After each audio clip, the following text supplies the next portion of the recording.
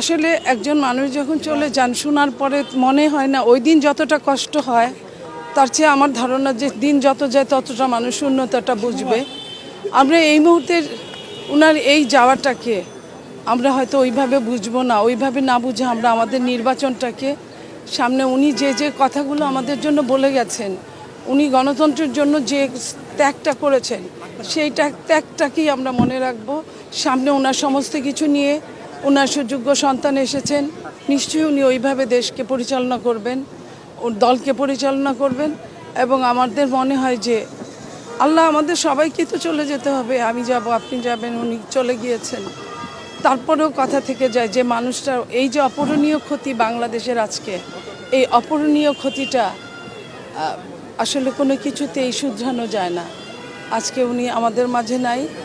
আমরা এইটুকু বলতে পারি আপনারা সবাই ওনার জন্য দোয়া করবেন। ওনার সাথে অনেকগুলো দিন আমরা আসলে এটা ভুলতে পারছি না যে আমরা কিভাবে সামনের দিনগুলো চলবো। এই ভালো এবং মন্দটা আজকের এই অস্থির রাজনীতিতে ওনাকে ভীষণ প্রয়োজন ছিল। ওনার এই প্রয়োজনটা হয়তো আল্লাহ ভালো মনে করেছেন, এটাই হতে পারে।